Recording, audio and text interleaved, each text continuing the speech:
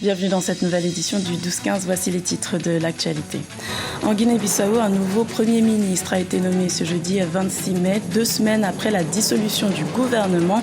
Il s'agit de Bassirou Dja et sa nomination à ce poste est déjà décriée par le parti au pouvoir.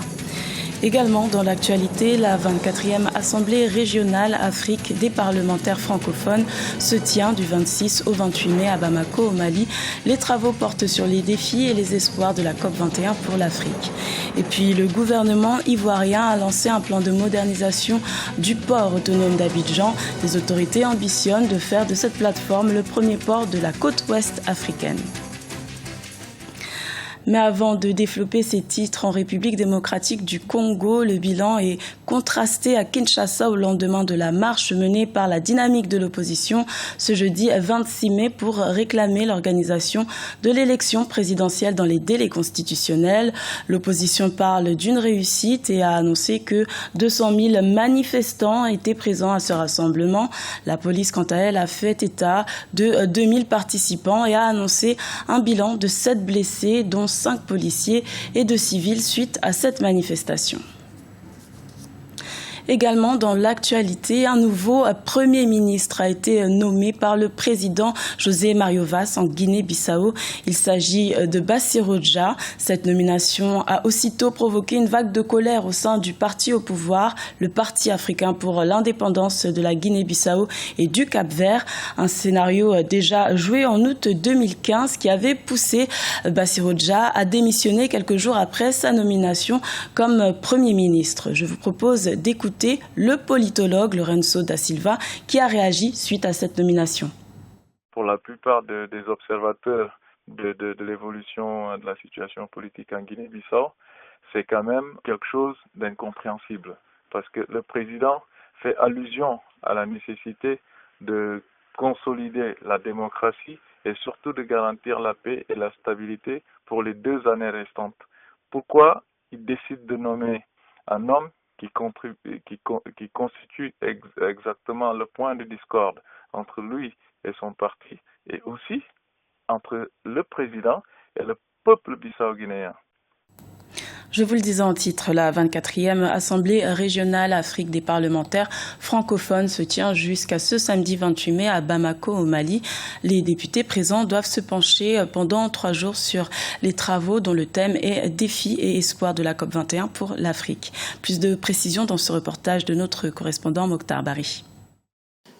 Bamako accueille la conférence des parlementaires francophones du continent africain. Du 26 au 28 mai 2016, ces députés se réunissent dans la capitale malienne sous les thèmes défis et espoirs de la COP21 pour l'Afrique et les médias sociaux. C'est au Centre international des conférences de Bamako et sous la présence du Premier ministre malien et de l'hôte du jour, le président de l'Assemblée nationale malienne, que s'est ouvert ce colloque de 3 jours. Aussi, ces élus devront se pencher sur les problèmes que rencontre le continent tel le terrorisme. Aujourd'hui, les acquis en matière de paix et de sécurité dans notre espace francophone sont certes louables, mais ils restent sous la menace de nouveaux risques qui ont pour nom dilapidation des ressources naturelles, conséquences des changements climatiques, insécurité alimentaire, mauvaise gouvernance, chômage des jeunes, crise énergétique, migration et j'en passe. Face à ces nombreux défis, notre réponse doit être collective et globale. Lors de la dernière conférence des présidents d'Assemblée et de section des régions Afrique de la francophonie tenue du 3 au 5 mars dernier à Libreville au Gabon, c'est le Mali qui a été désigné pour accueillir cette 24e Assemblée régionale Afrique 2016. Le rôle des médias sociaux dans le développement du continent a aussi été au cœur de cette rencontre.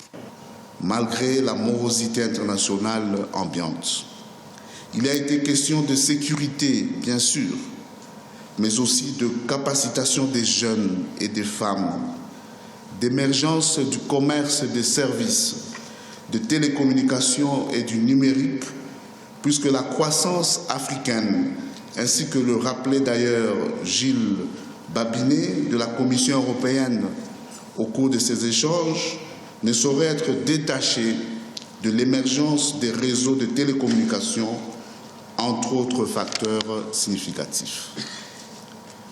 Au cours de nos travaux, nous porterons également notre réflexion sur les médias sociaux et le développement démocratique en Afrique francophone.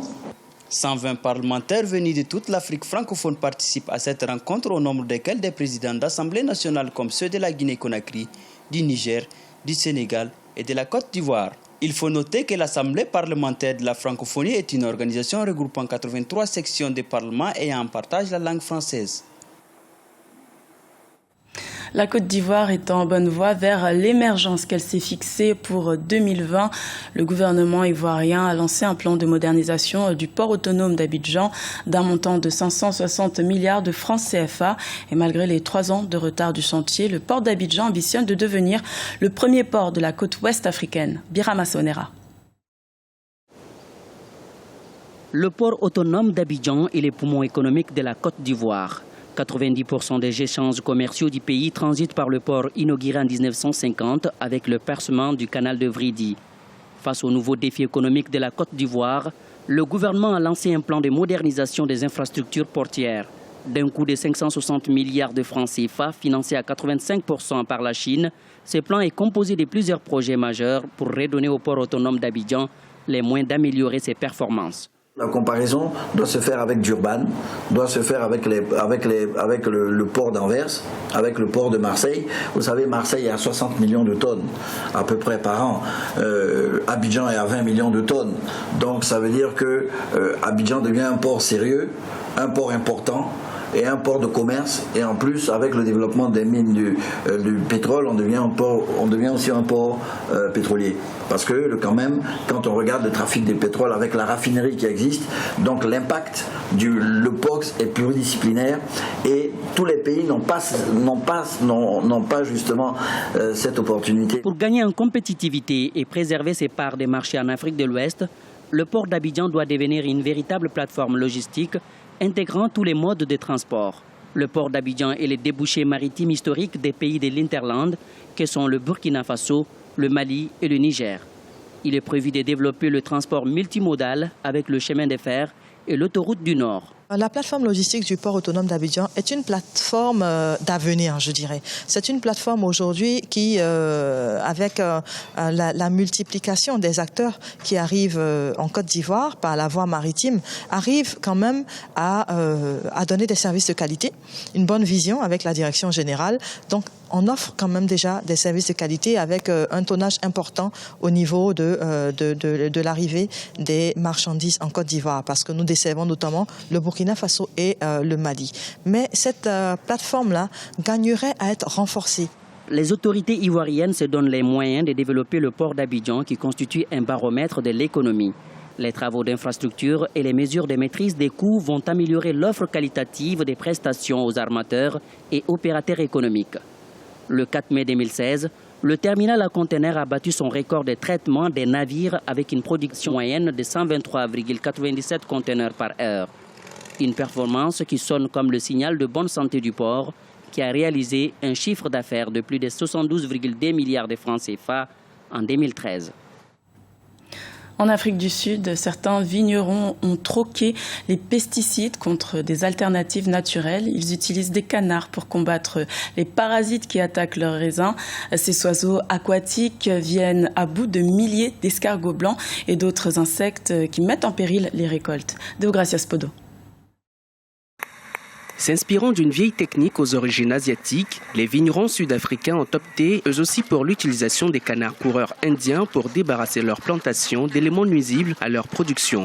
2 fois par jour, ces oiseaux sont libérés dans les vignobles pour trouver et manger des milliers de parasites, notamment les minuscules escargots blancs qui détruisent les vignes. Le canard coureur indien est une race de canard qui se distingue par une démarche droite et donne toujours l'impression de courir. En Asie, il est utilisé dans les rizières pour les débarrasser de limaces, de chenilles et d'autres insectes nuisibles.